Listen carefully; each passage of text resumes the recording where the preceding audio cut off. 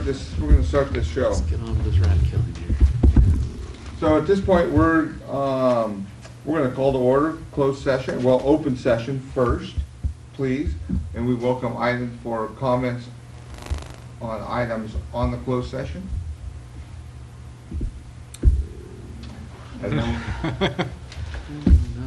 I've got a comment. Todd Ben Hurt, Humboldt Bay Oyster Company. I'm just here to appeal to you again to consider backing up the lease that I have with you guys, the tideland lease for my farm. I think everybody kind of understands the background on it. I sent an email out and caught everybody up, I think, the basics. It's been a continuous operation for 40 plus years. I've had it for 17, and I think that it's honestly your responsibility to stand up and back the leasing issue. Thank you. thank you, Todd. At this point, we're going to move to closed session, and we'll come back into open session at 7 p.m. Thanks for coming. So I will call the November 14th board meeting to order, 7:05. Pledge of allegiance. Oh no, call to order and a roll call. Sorry. Commissioner Doss? Here. Commissioner Coleman? Also here. Commissioner Dale? Here. Commissioner Marks is absent, and Commissioner Higgins? Miss it. Okay, so pledge of allegiance. I pledge allegiance to the flag of the United States of America and to the republic for which it stands, one nation, under God, indivisible, with liberty and justice for all.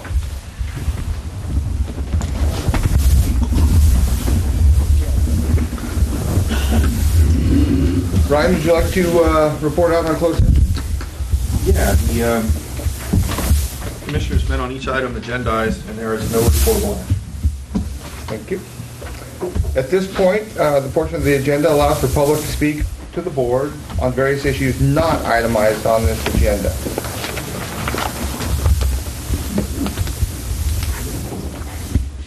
Ken Kowalski. I tried to get a hold of Patrick 2 or 3 times on the weekend, and his wife I gotta get it myself. His wife didn't want to have him talk to him. I understand that because of our. But I did want to. The reason I was reaching out to Patrick was because he was right, extremely right. He corrected me. Maybe 13 years ago, he stood on my front porch, and he talked to me about cogen power being our future. And I said, well, you can't get it permitted, and it's going to be hard to do. But now is the time when I think we can, because they're starting to realize either they fix this and we're allowed to take these products in and put them into a cogen plant, or else we're going to burn.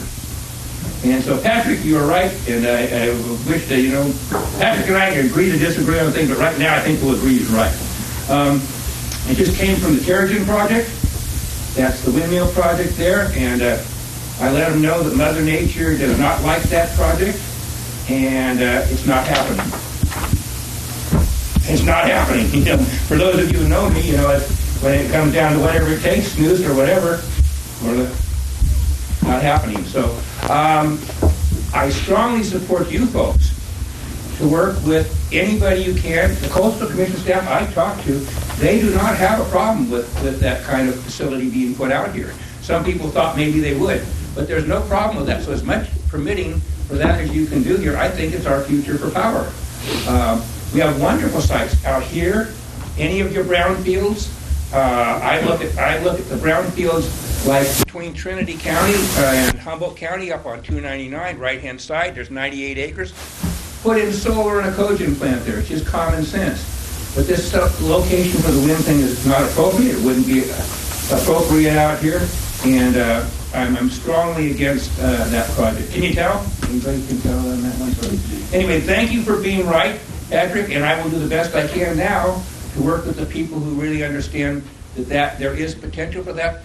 Down in Scotia, they have 2 turbines going. They're not even using the 3rd one. They need to retrofit it a little bit, and then they can go ahead and we can start clearing along the highway so we don't burn up coming from the highway for starters, and then hit our woods. So anything you guys can do to facilitate that in your areas out here, I think that would be a great future for Humboldt County as far as power. And it's not putting something in an inappropriate thing up on a ridge right in the middle of a beautiful spot there, so thank you.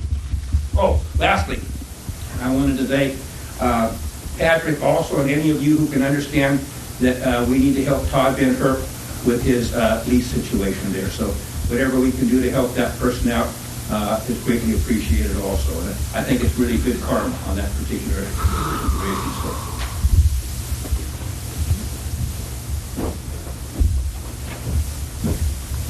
Good evening. My name is Ken Bates. I'm here representing Humboldt Fishermen's Marketing Association.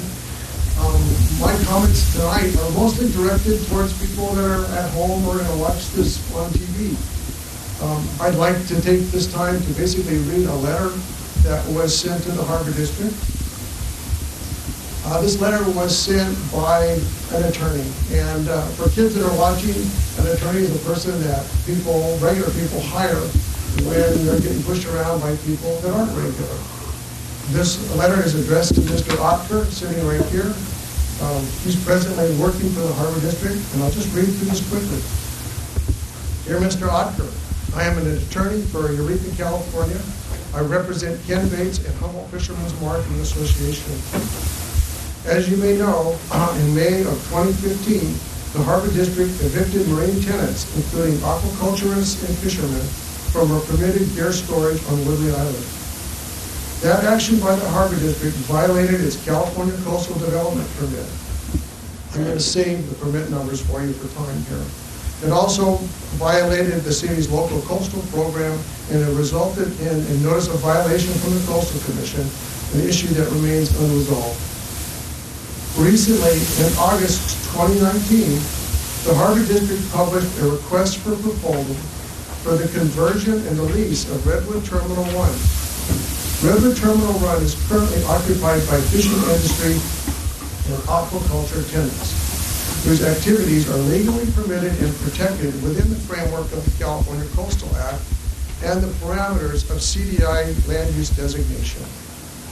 The Harbor District RFP, which is the proposal, contains the following statements. Section 1, Port Overview, quote, these uses, fisheries and aquaculture, will be required to be relocated to acceptable locations. Section 2, solicitation. The port, in this case the district, anticipates that the site, Redwood Terminal 1, will be immediately available for rent. Many of the marine tenants at Woodley Island Marina that were improperly evicted in 2015 relocated to Redwood Terminal 1. My client's position is that the current proposed relocation of the marine tenants at Redwood Terminal 1 would violate the Coastal Development Permit and the California Coastal Act for that area.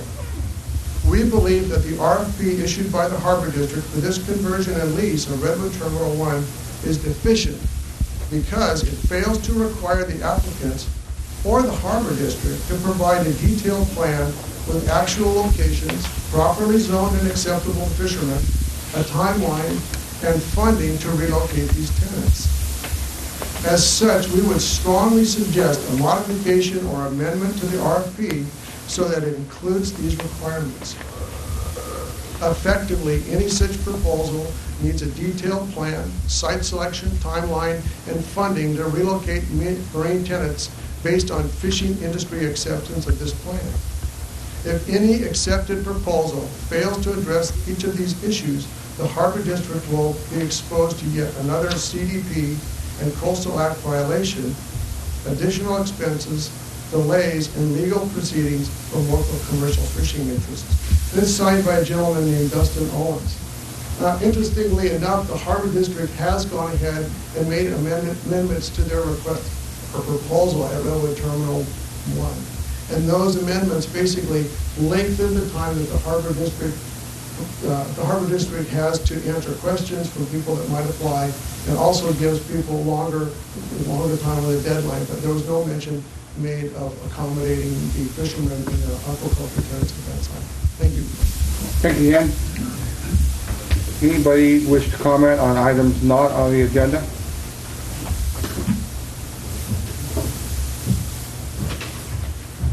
Good evening, Adobe class, GDoc. First, I'd like to say thank you for the work that went into getting the dredging done. I appreciate what was done. It didn't really affect us because they weren't able to get in far enough, but I'm glad something finally got done. So congratulations on that step. I'd also like to say that I really enjoy our marina. I really enjoy the open access. I like the access for the visitors to come and stay on our boat. I like the restaurant. I really like the mix of boats. I think it's a really nice marina.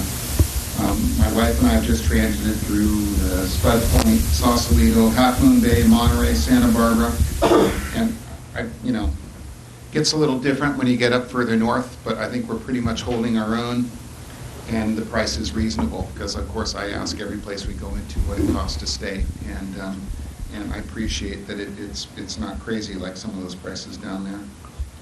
What I am coming to request is that the board and staff investigate and consider seeking a clean marina certification from our marina. Two of the other marinas we were in have this certification, and principally what it's about is related to the head pump out, bilge oil, and holding tank kind of certifications and testings. The one thing I will say, people that stay with us, we do encourage them, obviously, to use the head up on the shore. In an emergency, they'll pee on the boat and discharge it. It is a real hassle here to get a pump out. It's too big of a hassle to go through, quite honestly. And every one of those other marinas that I listed out, basically there's a hose and a pump sitting there. And while I appreciate that we have one, we don't always have access to it.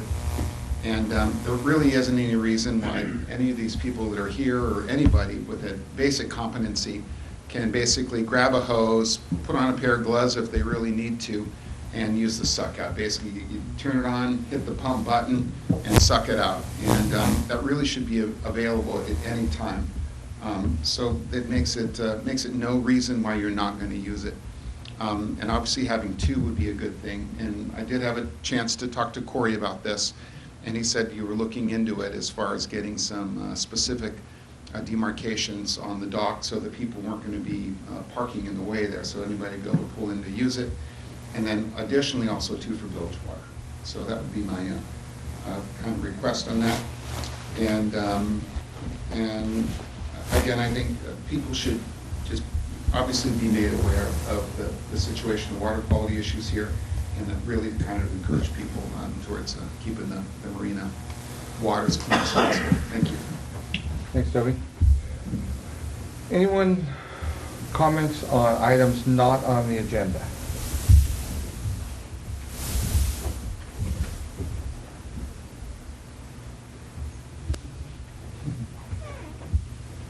Good evening, gentlemen. Susan Penn. So I was looking at the agenda for tonight's meeting in your lengthy closed session, and I was curious about the properties. And one thing I kept running against was California Code 54956.8. And I was going, okay, what is this? Because that's how you're conducting your closed session meetings. In case you haven't read it, I want to share it with you.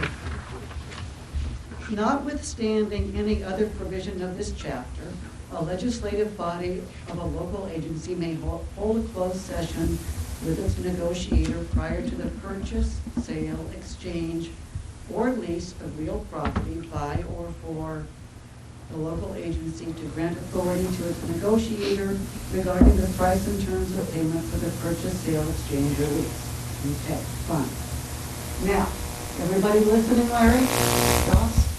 Mm-hmm. However, prior to the closed session, the legislative body of the local agency shall hold an open and public session in which it identifies its negotiators, the real property or real properties which the negotiations may concern, and the person or persons with whom its negotiators may negotiate. Okay, The property owned, or the negotiating party, Tim Allison, has been on the agenda, I think, at least 3 times already with the current. The next two, Ed Loring and Nick Keeler, suddenly appeared this time. They were not discussed at the last meeting, which I watched, thank you very much, on video, all 3.5 hours ago. So, as I read this, you're not following California code. And we don't know why you're looking at buying those. I was able to look up where they are. It's a big bunch of property. I can guess why you might be. But when you're also pleading poverty and looking to buy something and not being forward about it, it raises alarm. Thanks, Susan. Anyone?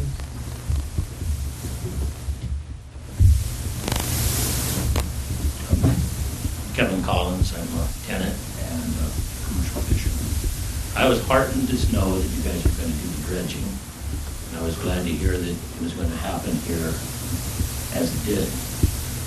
My understanding before the dredging started was that you had specific fairways all the way in the docks that were supposed to be dredged. That one end tide where the Coast Guard was the end tide that would get dredged. As it turned out, the dredge that they did use was inappropriate. They couldn't come inside, and they couldn't do the job that we were told, and perhaps you were told. Maybe I would have hoped that you had included in your proposal to them what you expected. They didn't do what we were told. I find it disappointing because it was a lot of money, and we didn't get. They moved tonnage or cubic feet, but a lot of those cubic feet were on end ties that it was easy for them to get to. That dredge was brought here from the Chevron dock. That's why they brought the huge, large and machine.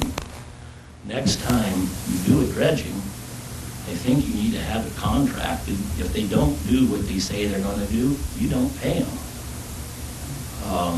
Because money's precious. This whole dredging thing has gotten to a point that it's critical. And I don't expect you guys to answer, I guess, in this period of time.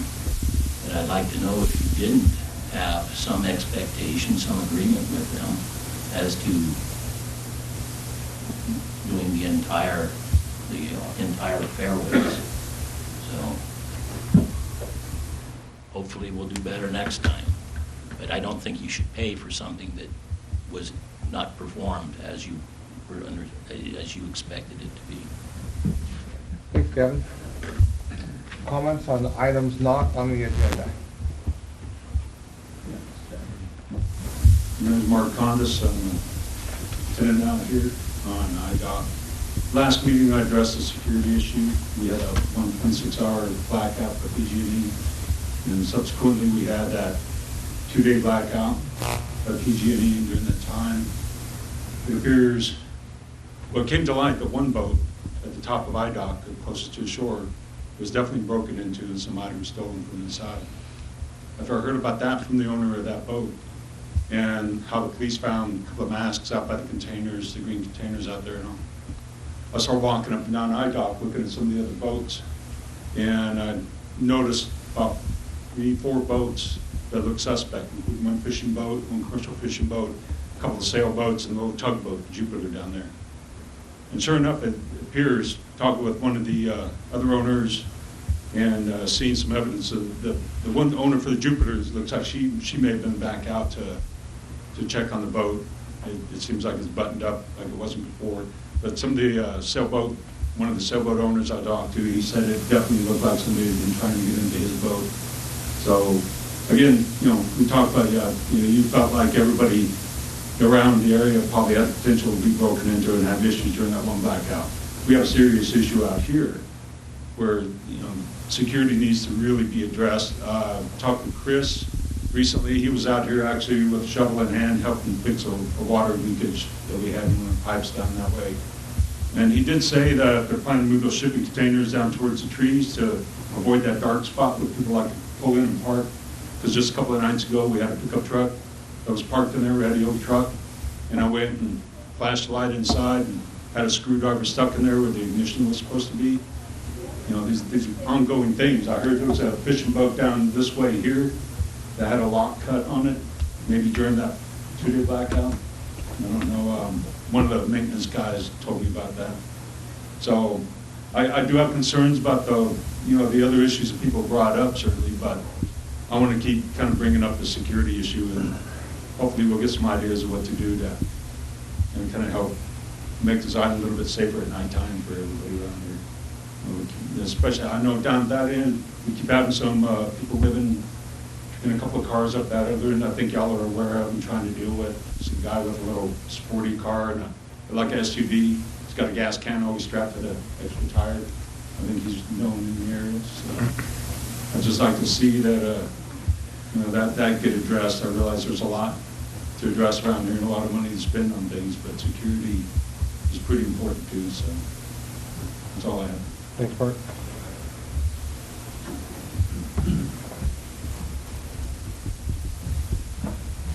Good evening. I hope that you will open the bathrooms early in the mornings. There's a fishing season coming up. People are going to be down here in the dark in the early hours to leave to go fishing. And if we have a sanitation system, we should be able to use it. Otherwise, it's more like a third world country. If we have a sanitation system, we need to have it available for people to use during the time when they're down here doing business. Thank you. Thanks, Vivian. Comments on items not on the agenda?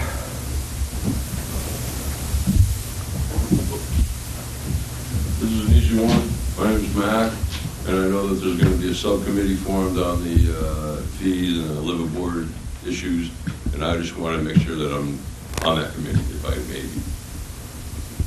The rest of it I can hold till then. Thanks, Mac. Thank you very much. Any comments on items not on the agenda?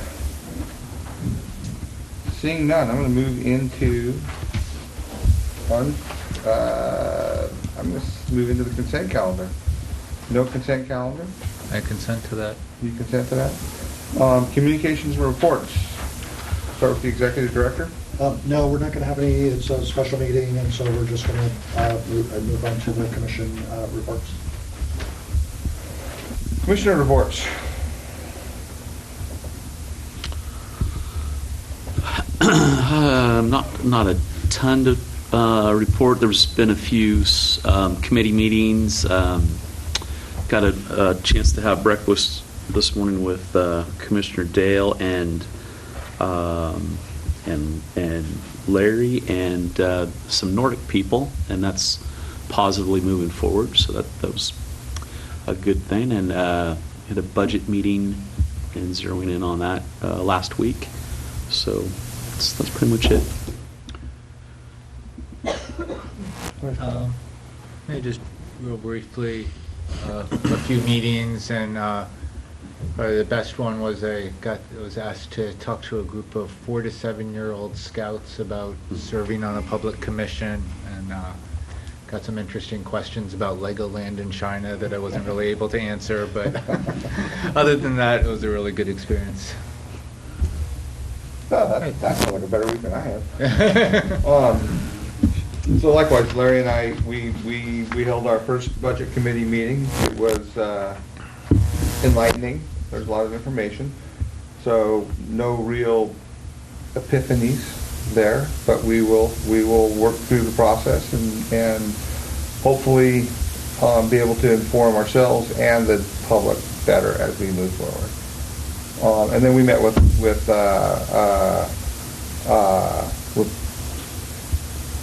Nordic Aqua Farms this morning, and that was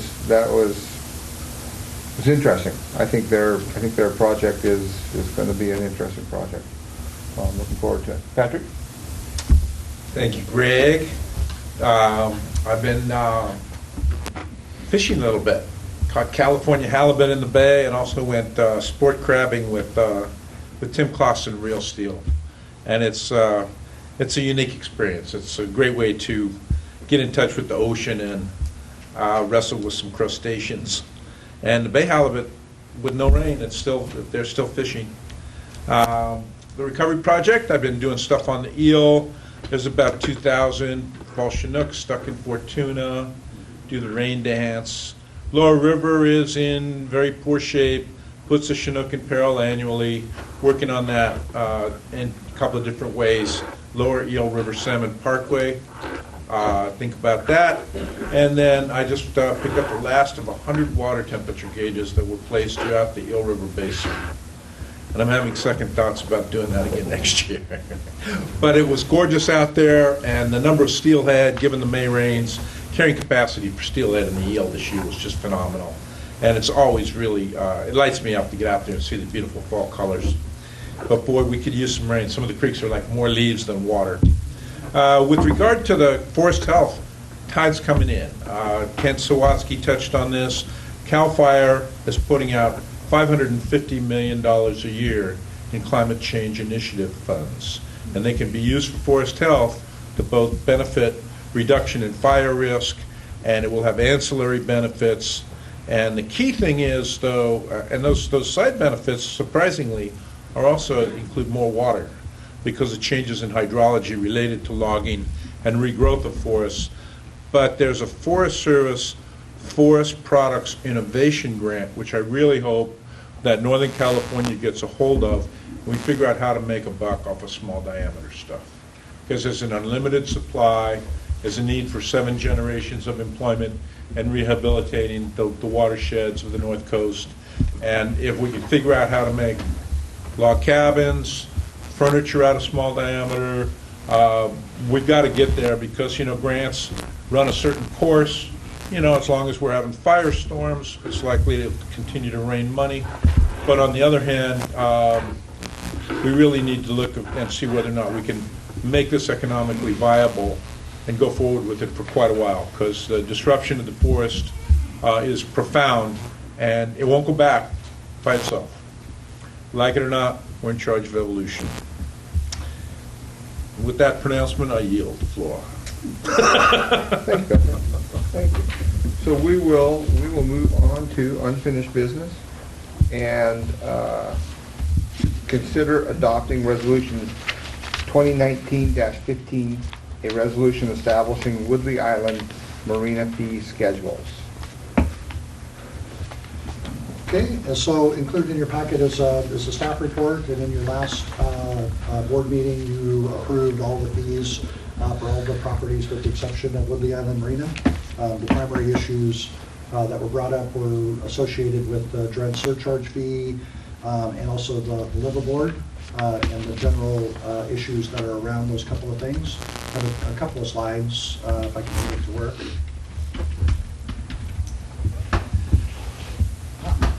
Did you get that? Yeah, did you get all that? This thing isn't working right.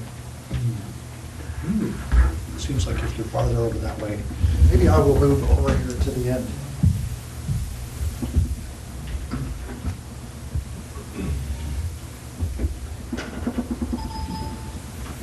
So, basically, all the fees will remain the same as they were last year, with the exception of the slip rates for the tenants.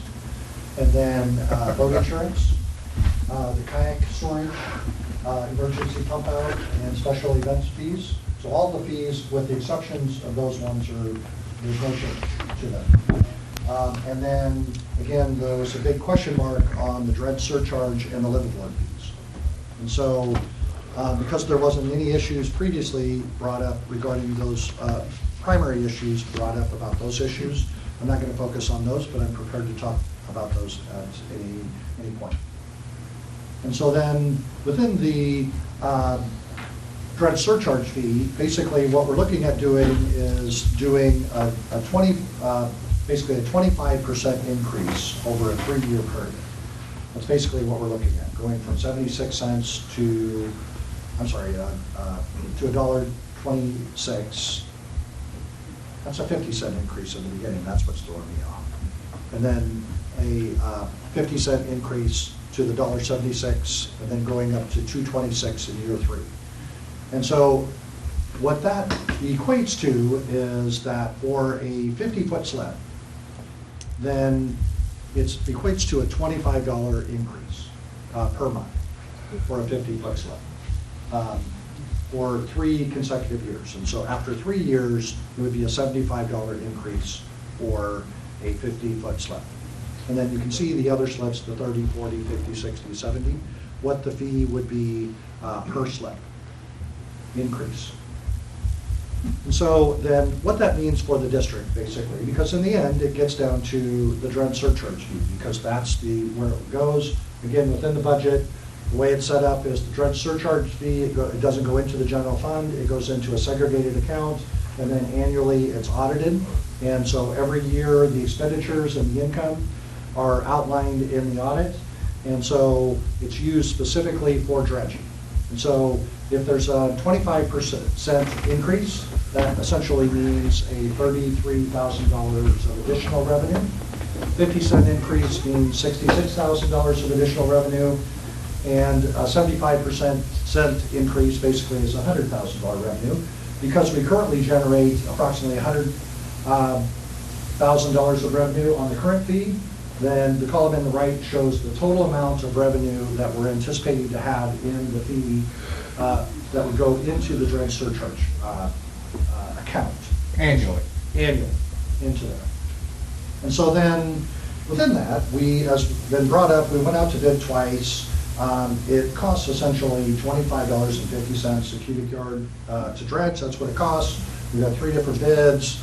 The second bid would have got 17,000 cubic yards out instead of the 20, but in essence, between approximately 15 to 20,000 cubic yards costs about $620,000. And so the way I look at it is how often do we want to dredge? This is really is the question. How often do we want to dredge $15,000 to $20,000?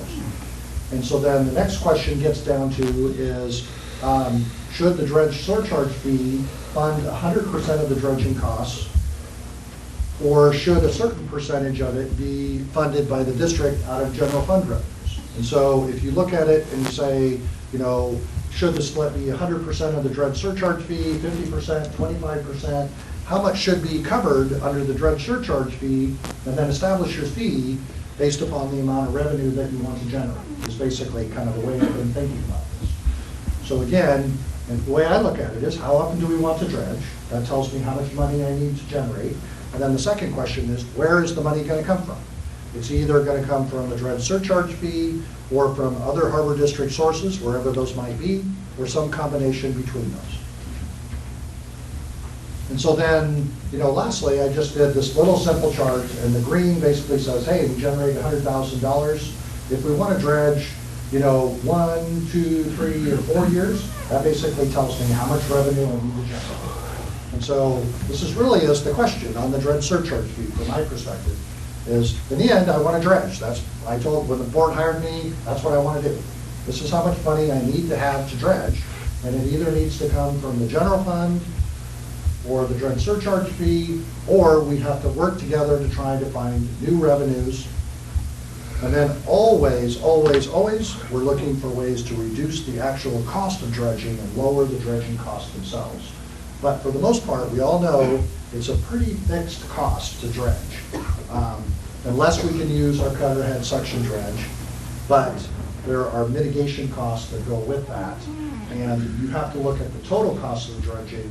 It's not purely the act of dredging itself. If you have to mitigate, and it costs you hundreds of thousands of dollars to mitigate, well, it's also cost of dredging.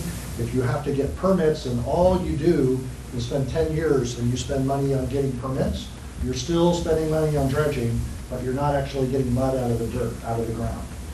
And so within the dredge surcharge fee, this is kind of the way that I have historically looked at it, because in the end, I want to get mud out of the ground. That's what the board hired me for. That's what the tenants want to see. And that's kind of what the dredge working group has been working on. And so when I look at the fee resolution, that's kind of the way we established this, is we said, number one, is let's not raise the fees, the slip fees, on the permanent tenants. And so on the permanent tenants, the slip fees themselves, there will be no increase. Let's increase the fees on the transient tenants, because right now, the transient tenants pay the exact same amount as the permanent tenant. Even though they don't have a lease, let's raise the rents on the transient tenants the way they do in other marinas, and to get a differential and try to get additional revenues from the transient tenants. And then let's try to keep the fees as small as we can, and that's why I only propose to raise the dredge surcharge fee. And then lastly, on the dredge surcharge fee, because of the action of the board and the way that we set up the dredge surcharge fee, it puts accountability on the district so that we don't steal the money and go and spend it on other sources. Because if we raise the slip fee and didn't raise the dredge surcharge fee, the harbor district could take that money and spend it on anything we want to. But we've taken the action basically by putting it in the dredge surcharge fee and taking the action to have an independent audit of that each year. Then we're sure that we're accumulating the revenue over time so that we can actually dredge. And so, of course, what I would like to see, I would like to see the board approve the fee resolution with the increases to the dredge surcharge fee and the live aboards fees. But at the same time, I'm a total realist, and I know that that doesn't always happen. I also know that there are impacts and it costs money.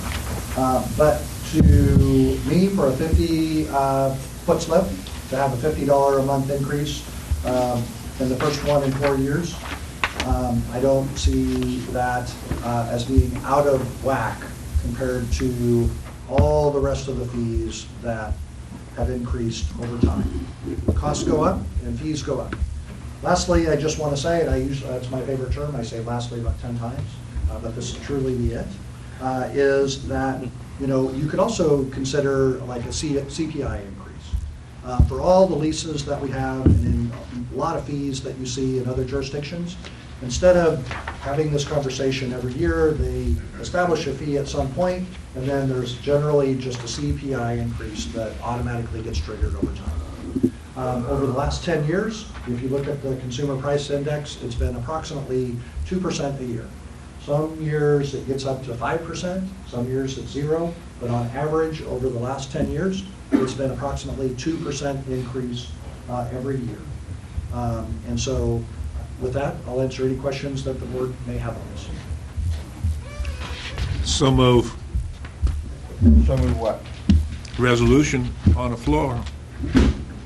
Would you be more specific? I mean, Not there's yet. a resolution we're supposed to pass to embody this, right? Am I in error making a resolution, making a motion to pass a The resolution? resolution that's in the board packet, Yeah. as it's currently drafted, does not include any increase to the dredge surcharge fee or the live aboard fee. And so if you approve the resolution as it's drafted, there will be no increase to the dredge surcharge fee.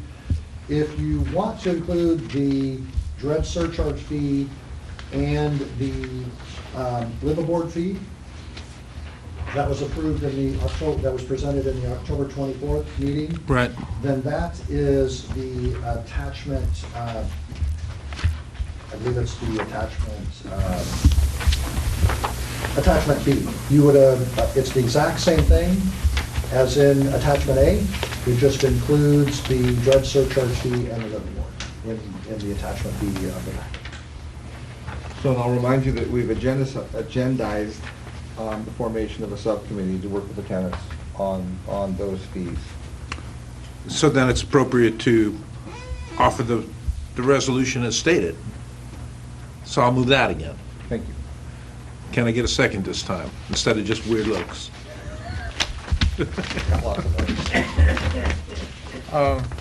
We're able to have discussion prior to having the motion on the floor. Actually, I put forward the motion for the sake of discussion, but Yeah. if we don't have a second, then we can discuss it without I making think a motion.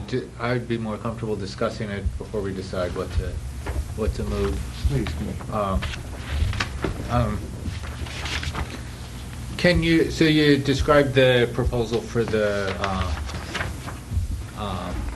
dredge surcharge. What was, can you run through the liverboard proposal real quick too, what that was from last year? I remember, I know we discussed it last time, but just to refresh our memories.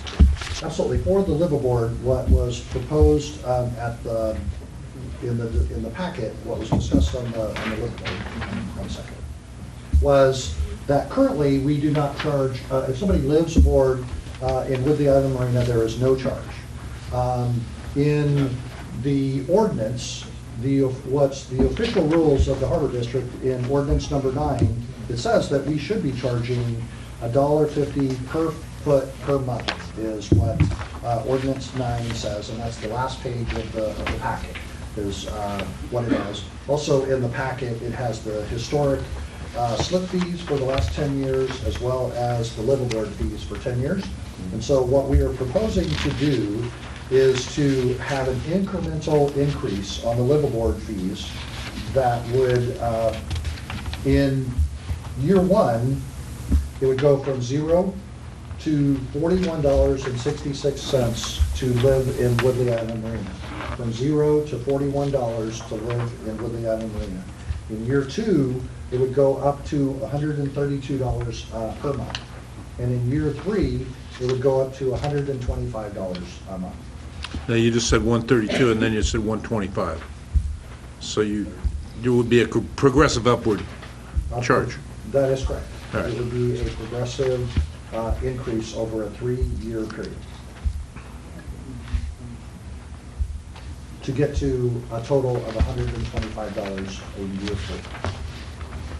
In addition to the slip rent. In addition to the slip. And the dredge surcharge. Yes. And my- the electric. And the electric. Okay. And again, is my rationale on that, and I'm not shy about this, I'm not shy. I ran housing programs in Arcata, I've done homeless programs, transitional housing, mobile home parks, first-time home buyers, apartment rentals, everything. It's a philosophical thing for me, is that when you live someplace, you pay a fee. And that's just the way every program that I've done over the years, I absolutely defer to the board, but it's just kind of a personal philosophical thing. It's also in line with the ordinance that we have, that there is a charge to live in the island marina according to the ordinances.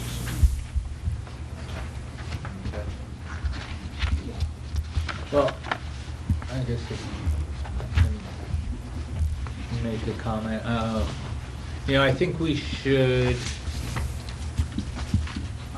last time, at the last meeting, we talked about having the subcommittee and we have it agendized today, and so, I think it is, just fair to be able to talk to the tenants and get the input. I agree that we are gonna have to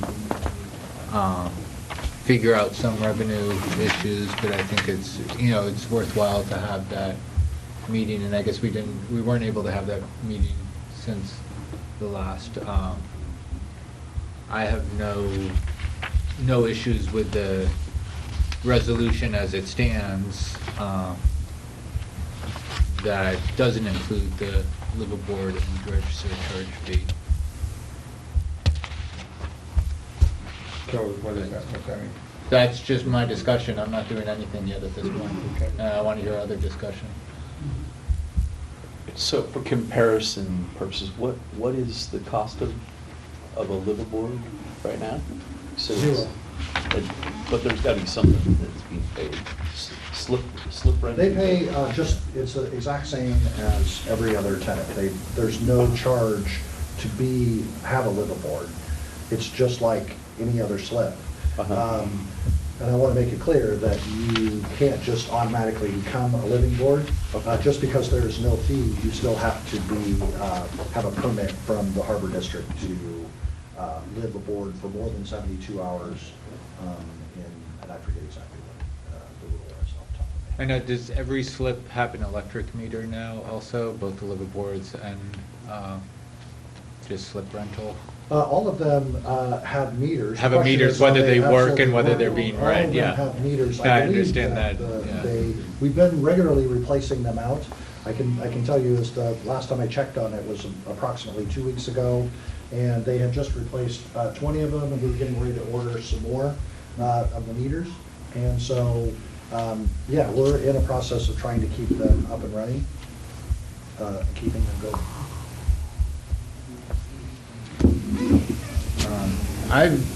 And I know we've had this conversation, but I do have concerns about the cost of maintaining the meters and doing the reading and billing compared to the revenue that's actually being recouped from them, and if would make more sense to just have a flat rate, so we can just do away with, meters in a saltwater environment aren't going, I guess how often do we replace them?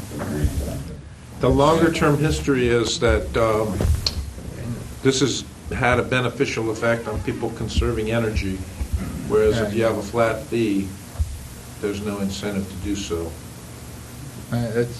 That's also a point, but so that'd be something I'd also be interested in looking at, just because, and it's staff time to read meters and bill and collect the bills and then process the check, process the payments and all that. See, my power bill's huge. It wouldn't be fair for you guys to pay it. It's just unrealistic for you guys to absorb a $500 a month power bill. Okay. So that's just my point. Here I am kind of talking myself into a bigger bill. Todd, Sorry. sorry, thanks, man. Yes, sir, I'm sorry. Yeah, that's with the utility, what we looked at is there's kind of there's three options. There's sort of the recreational boats, there's the liveaboards, and then there's the commercial fishermen. When you're in commercial fishing season, in the wintertime crab season in particular, some of the bills they can get, it's several $100s a month.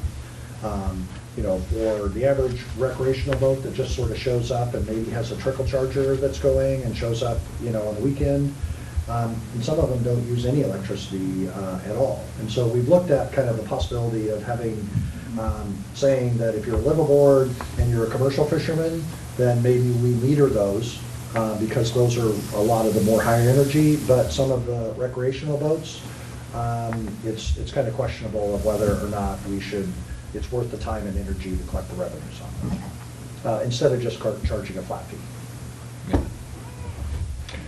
So I have a motion. I'm going to make another attempt at a motion. It includes a resolution and the formation of a subcommittee to work with tenants on dredge surcharge and liveaboard fees. Can I get a second? So it's for the resolution 2019-15, that's for establishing the fees, but does not include the liveaboard and dredge. Right, and the dredge fees. That's correct. So I have a motion and a second, and we've had discussion. Was that a second? Yeah, Larry gave a Oh, second. thank you, Larry. I'm giving Pat a hard time about Like that. to, like to hear comments. Okay. That's what I'm Yeah. curious about. Yeah, Bring I it to the think, Patrick, you're done? You ready for comment? Yeah. Bring it on, Kent. Let's hear what you got. Stephen, you leave him alone. It's my job to harass him. You don't get to harass Patrick. Get in my territory here. I'll argue that one with you. I've been you know, harassing whatever, Patrick we're for a gonna long wrestle with the time. thing, but I think I'd take your more. Anyway, I do support, I guess you have a fee for the liveaboards because they gotta get a permit or something, so they are paying something. And the way I look at it is, it's affordable housing, and if there's some way to keep these people in, that's what we're all about now, is affordable housing, and I can't see dinging the people just because they're a liveaboard. I think it's an asset to you to have people watching the other boats here and doing your security, which people are complaining is not happening anyway. I mean, so I can't see dinging it. I like the 25% of the fees being used and 75% from the general fund for dredging. I'd like to see it every 3 years or the same time that your other people are dredging, like when Eureka's dredging. I really applaud the fact that you now are setting aside your funds and they can't remember the term, is stolen or whatever it was. I still don't think we have resolution as far as that money. My opinion, the math I've heard is there's still another 400,000 or something that's been collected that just disappeared. So we don't want to have that ever happen again, and the perception that could happen. So I strongly support keeping track of that money. I support taking the people now, and you talked about it, what, a CPI, where it's 2% to 5%. They have their rates now. Fix those rates. They know it's going to go up 2% or 5% from here on. There's no, that's what's supposed to be the cost. The fact that you haven't kept up with those, you kind of did a trade out on the electrical. So strongly support people paying for their electrical. Like Patrick says, you know, there's no incentive if they have a flat fee not to just go ahead and spend as much as they can. And that's not what keeps my bill at home down low. Because when the wife says, why the heck are we $30 more than last year? I hear about it, you know, the same month last year. So, but that's just a little bit, these people are going to speak for what they want to hear.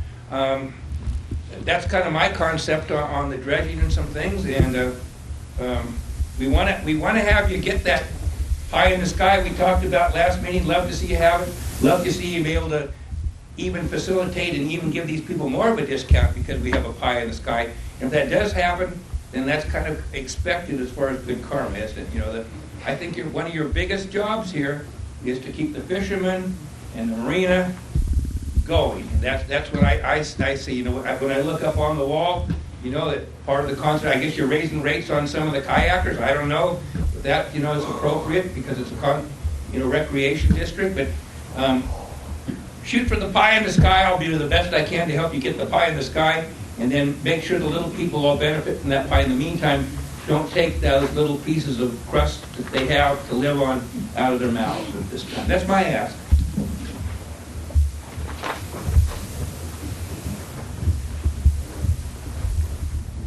Good evening, Chairman Dale. Is this the appropriate time to talk about dredging fees right now? We're talking about, we are talking about slip fees and the marina fee schedule, so I would assume so. Okay, great. Mr. Thank Bates. you. So once again, Ken Bates, Humboldt Fishermen's Marketing Association. What I'd like to do here today is give everybody just like a little bit of history. I've been coming to these meetings since 1979. I've watched the board change over time. What we're really talking about tonight is collecting money from regular people and maintenance dredging at Woodley Island Marina. That's the deal. About 2 years ago, Commissioner Dale made a semi-accurate statement in a public meeting. He said that there was lots of money for dredging and that part of the problem was permits. And I say that that statement is semi-accurate in that there was lots of money for dredging. Since 2008, the district has essentially collected about $1.5 million for dredging. In 2008, that's when the dredging actually got finished on the last go-around. There was a meeting in April. In the meeting in April, I attended the meeting representing the fishermen. It was to talk about increasing the rates to put money specifically in a dredging fund. I have a copy of that letter here on Marketing Association stationery. At that particular meeting, one of the things that we talked about, you know, as far as fishermen looking at the marina, is we asked that the marina, at that time, it had about a 20% unoccupied slip rates. You know, there's 20% of the slips that were empty. We asked that the harbor district, before they raised the rates, to fill the marina to capacity. If once the place is full boats, then if they needed more money, come back to us and let's negotiate a slip rate, you know, and to take care of that. But they went ahead, they put about a 50 cent foot charge in 2008, and that was going to go into the dredging fund. That's how that was explained at the meeting. In 2010, in May, they had another meeting, and this meeting was to go ahead and talk about increasing the dredging fund to the marina tenants to put additional monies into the dredging account, the Woodley Island Marina dredging account. And again, at that meeting, we said, hey, there's 20% of the slips empty here. We would like to see you fill the marina to capacity, and if that's the deal, then go ahead and then talk to us about putting more money into the dredging fund. The second letter that we wrote was about 2 pages long. It talks at length about the fiduciary duty of the commission to maintain this place and to maximize the use of it, those kind of things. We didn't get any traction at that meeting. So basically, things bumped along for a while, and in the 2012 budget, there was $656,000 that had accumulated in the Woodley Island Marina dredging account. And that's how it's listed on the budget, and that's the number that showed up. That particular budget, right about that same time, Mr. Hall left and Mr. Kreider was hired. So Mr. Kreider essentially, he inherited that budget. 1 minute. Okay, we're going to shorten this up. So basically, you guys put in 2014, you disappeared $656,000 in 2013. In 2014, you added 78 cents per foot dredging charge, and you've collected that. You've been collecting 3 dredging charges to date, up to right now. You've collected $1.5 million. Nobody knows where it's gone, and you're talking about raising these rates. I think you're making a big mistake. Finish my comments there. Thank you. Thank you. Please. Yeah, I'd just like to encourage commission to, where's the dough? Hey, identify yourself too. Tom Stockman, Lieutenant, Yeah. commercial fisherman. Thanks. Yeah, where's the dough? Like an audit. That's all I got. Thanks. Mark Condis, and IDOT. My understanding is when you talk about the ordinance that was written that states you're required to collect a liveaboard fee, would that have been about the same time that there was security on the island, there was no electric meters on the island, and probably a few other things like that? So when the idea that you should charge a liveaboard fee monthly, there were things in place that were part of the services allowed here that we no longer see. If that's correct, then if we're going to start charging a liveaboard fee, has there been any consideration for reinstituting these, the security, talking about the electrical? I'm fine paying electrical, paying for what I use. I don't have problems with meters. But I'd like to see that consideration if we're going to go actually follow the ordinance. Let's go back when it was written and see what was available for the tenants at that time and see what's been kind of dropped off the table and see if we can bring some of that back in for the tenants. Thank you.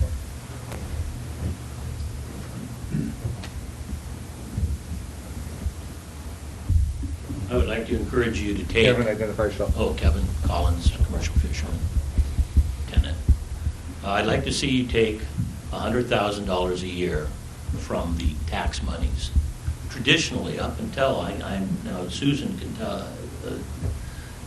probably have a better idea. I've seen it on paper, but pretty much up till the time a decade ago, more likely when Kreider showed up, we did use $100,000 a year, 10% or whatever of the tax dollars to go to the marina. So in addition to 3 raises, all for dredging, they had money that came in and was used for the marina. I think it's appropriate. I think the taxpayers would like to see this. And when you get the money for dredging, I got to reiterate, just moving 20,000 cubic yards, it's got to be done smart. It's got to, we got the gross movement of dredging spoils, but not where we actually wanted them. And there are people from the Eureka City side who said, hey, this is crazy. Your equipment is too big. So I would do that. There was something else, but I guess I'm going to... Not going to stand here for 2 minutes. My memory yeah. Guess I'm done. Thanks.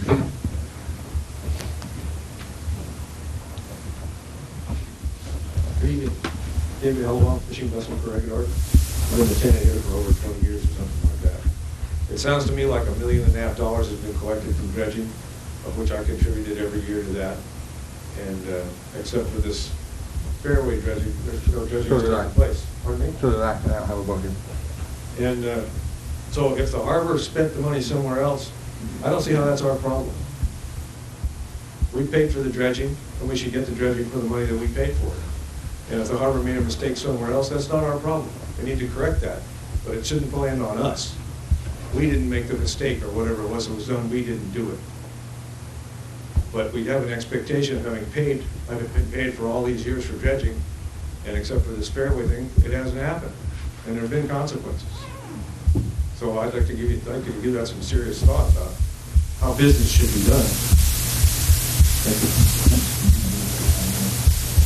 Can I finish what I forgot?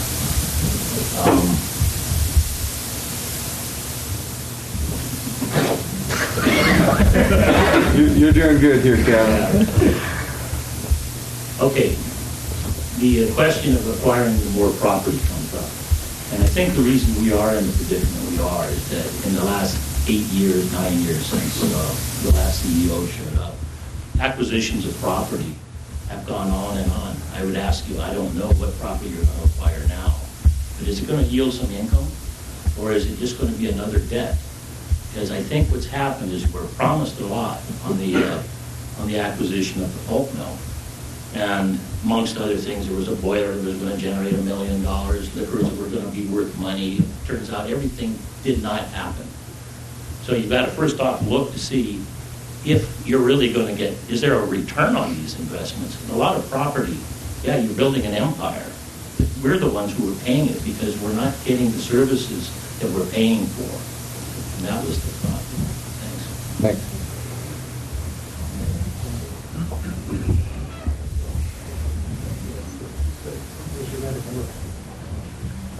Hi, my name is Steve Backus. I'm a tenant. I apologize to you, Larry. When you put your figures up here, they went by kind of quick for me. But as I recall, one of the figures you put up showed that the way it is right now, you generate about $100,000 set aside for the dredging.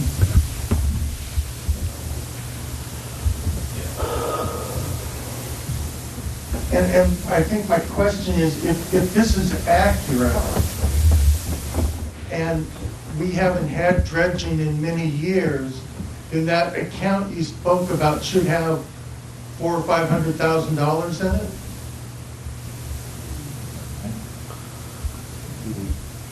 We have an account here that indicates it's $100,000 per year revenue that goes for dredging. We just had dredging, and then there were several years where there wasn't dredging, but it was not free to live here, so that would have still accumulated. That started in, and I'll make a comment, that started in 2013. Right. So 2012, 2013, somewhere in that. Okay. So you've got 7 years of 100,000, and then we just spent it. On dredging? Yeah. Thank you. Thank you. I got a question, though. Mac, I just don't understand this little part here, where it says the current is 76 cents and you get 100,000. You multiply by 3, you come up with the 226. Or, you know, I mean, when we get up to the 226, there's only $200,000 a year, or what's going on here? So actually, the decimal point is wrong here, isn't it? It's .76, or 76 cents a foot? That's correct. Yes, and at the bottom, that decimal point is also out of place. That's 75 cents a foot. So we're going from 75 cents a linear foot for the dredging fee at present to double at adding another 75 cents, doubling to 150. Instead of bringing in 100 grand a year, it would bring 200 a But year. that's not the proposal. The proposal is 226. But that's actually when you add. Well, actually, The numbers don't line up, and I understand what you're saying, the numbers don't line up, but that's, the idea is that. Thanks for helping me out. That's a generalized slide.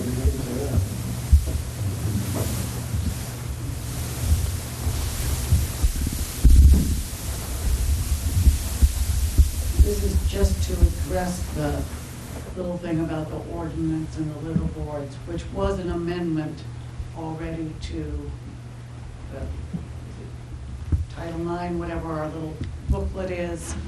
And what I will say is that there are a lot of things in that ordinance that are not adhered to. So if you want to use that one, okay, but it's a fairly loosely followed document. Thank you. Any other comments? Vivian Hellwell, I think one of the main points here is that we paid a lot of money over the years, and the slips still haven't been dredged. And so we haven't received the services that we paid for. We would like to see that change.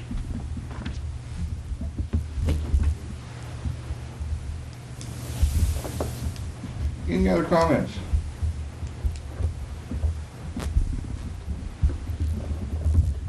Adobe Class G Doc. So I looked on here and I think I understand. So what I think in that attachment B or exhibit B was being proposed is basically 50 cents for 3 years in a row. 25 cents 3 years in a row. No, 50 cents. 50 That's cents. 50, I'm It is sorry. in that proposal, It yeah. is, okay. So that's a 66% increase the first year.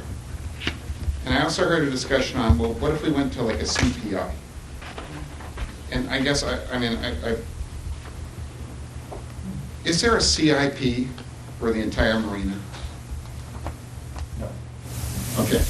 All right, well, I'm just gonna make a big recommendation here. You need a CIP for the whole marina, because you're budgeting in a black box.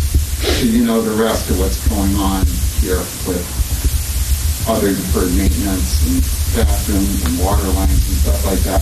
The dredging, I completely understand, that's what we're talking about, but there's a whole other, I don't know how much money you bring in a year, maybe it's another 80% cost, but I'm not sure that you're keeping up with those deferred costs, the maintenance costs associated. We're not. I know. Well, I don't want to say, I don't have any numbers, but you need to get a CIP together on this, and that's the only way you're going to really know how you're going to work your way out of this box. And is there any balance in the dredge fund? In your audited statement, what is the dredge fund balance? You don't know? Hasn't happened yet? I'm just. Yeah. Okay, I'm just curious. And then what I think I heard, just so I understand from Commissioner Dale, is we basically spent the fund balance. We don't have, I get the feeling there is no fund balance, because we basically spent as much as we can, and I understand, and I do that, I just completely understand. You spend what you can, and you get as much done as you can, and that's sometimes just the way it works out on all kinds of projects. The only other question, well, one of the other questions is, how long do we need between dredge cycles? What is our depositional rate? Do we understand that well enough that we can say, there was some discussion on here, is it 1 year, 2 years, 3 years we want to dredge? I don't remember the last time it was dredged. I remember when the 12, 13 year that was kind of like my first year in this marine movement from Eureka, where it was kind of like, oh, wow. It was like this big change, and I understandably, but how many years do we have an expectation of what we need our frequency to be done? And then I'll just go over another, I forgot all about this. What about the float replacement? The fund balance on the float replacement, and when is that scheduled to happen? And is that a balance you can borrow from? Because if you've got time in that, sometimes, that's sometimes what you got to do. You borrow from this one to balance out this one and kind of counteract it in back so that you can continue the effort that needs to be done today. And then, yeah, again, my only other note on here is what did the audit say? And then again, you need a comprehensive capital improvement program for this facility. For the folks on TV, what's a CIP? Capital improvement program. Thank you. So Tommy, I'll answer a couple of those. So that's the CIP is what led to the CIP discussion is what led to the development of a float replacement fee and a dredge surcharge, all of which are interesting in public funding. It's more difficult to have accounts that are separate from your general fund. You can do it in your general fund, but it's hard to have I'm losing the term here. Segregated accounts? Segregated or dedicated accounts that are restricted accounts. A lockbox. And so it's more about keeping track of it in its designated fund. Before 2012, 2013, we never had an official dredge account or dredge surcharge. They agreed to put money towards dredging from slip rents, That's not true. but that's the way it. Talk to David Hall. 2010 wasn't designated, was designated such in the minutes. I encourage people to look, go online, look on the July of 2018 staff report on the topic is dredging. In that, where we outlined the dredging strategy, but included within that, there's an attachment where we went in and we itemized out and looked at every budget from 2000 to present, every budget and every audit, and looked at what it said for the dredging account. And there's a table that's in there, and I also have an accountant and worked with Susan a little bit, and we worked with our accountant, Mark Witzel, and that was kind of where we laid this out and presented it to the board in fairly well detailed. And then there's several different staff reports I'd be more than happy to point you to that outline the dredging strategy that we have, and basically how much is being deposited in the marina. It's different each year depending upon the rainfall events, but it's approximately about 15,000 cubic yards a year is what we estimate that goes in. Some years more, some years less. And so we're currently operating in an extreme deficit. It really gets down to how much money do you have on how much you get. And then we outline strategies on basically the Get Smart. I couldn't agree more with the Get Smart approach is, basically we negotiated out, we got an additional 5,000 cubic yards of material over the amount that we budgeted because of the way the equipment and other things that we were brought in here. And so we actually dredged about 25,000 cubic yards of material versus 20,000 cubic yards of material that we contracted for. So I'd be more than happy to meet with any individual to talk about either the dredging strategy or the account balances within the amounts that have been accumulated within the dredge fund. And I have electronic copies of every budget and everything.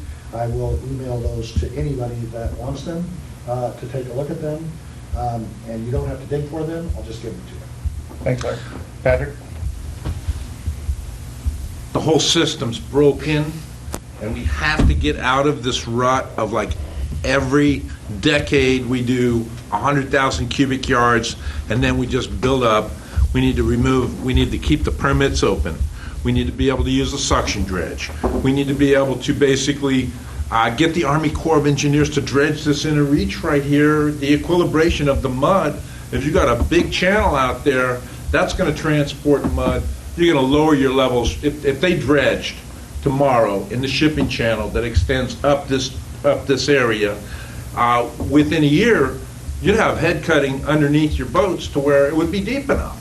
So we got to keep the pressure on the Corps. And I mean, that's just like they begrudgingly try to shoot for the entrance, but it's time we got what we need in the interior reach. And the other thing is that there's no justification for $170,000 for us to have to do for longfin smelt when we dredge here. The data that says that they were going to suck up a half a longfin smelt, basically San Francisco Bay data. There are a lot of longfin smelt in the bay because this ecosystem is functioning, and the Eel River estuary has the same population of fish because they're conjoined by currents. And so therefore, they really don't have the basis to jack us up on the longfin smelt under the California Endangered Species Act. This isn't why the act was passed. And when we're penalized for having a functional ecosystem and we're in paralysis because of it, there's two things we have to get a court on. We need the eelgrass where we can disturb up to like 3%. I take 3%. Newport Bay has 5%. They can dredge, disturb. 3 years later, it grows back. That's what will happen here. So to say that you can't touch a stick of eelgrass and you have to go to all of these, for us to dredge the King Salmon Channel, they want $1.5 million in mitigation. They want us to create eelgrass habitat on dry land at Fields Landing. And so this has really gone beyond the absurd. It's completely counterproductive. It's not the intention of the California Endangered Species Act. We have to bind together as a community, put this down on paper, and get it fixed, because we're never going to get out of this otherwise. That's why we're using that stupid bucket and dredge, man, is because that's permitted. That's the most polluting way to basically remove sediment that there is. So we're stuck. All right, he gave me short, so that's short. Please.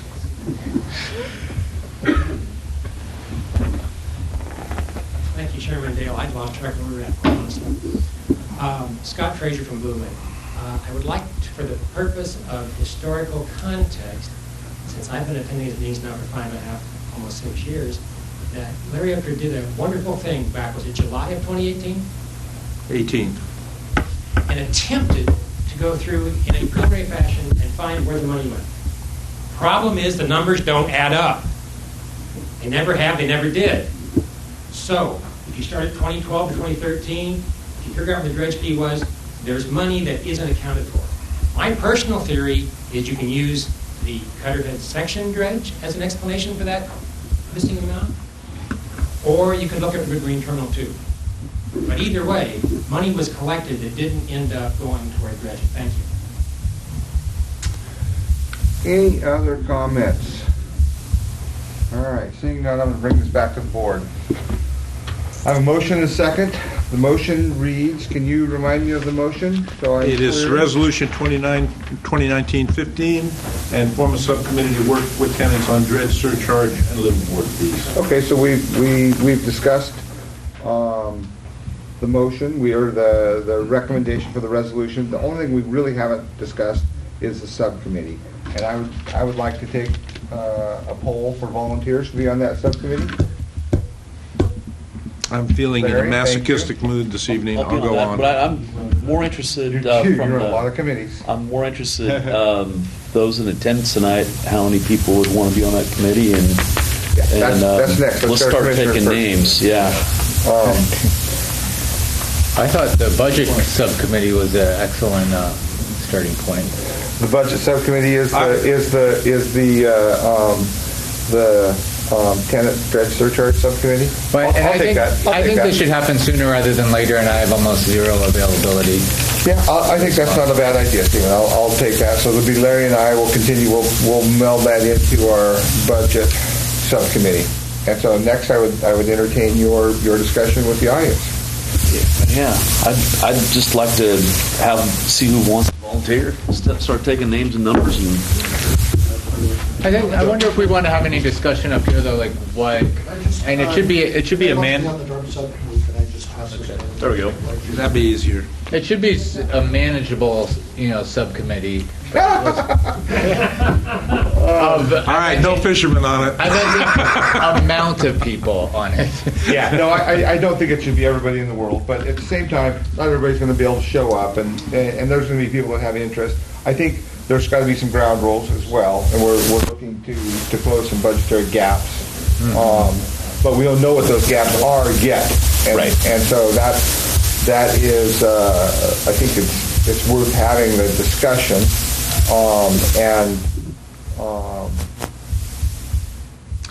I like to make sure that when we're talking about the dredging fees, that we continually move forward on resolution of the permitting issues so that we can use the equipment that we have, deposit the sediment on the peninsula. There's 100,000 cubic yard capacity out there for climate change.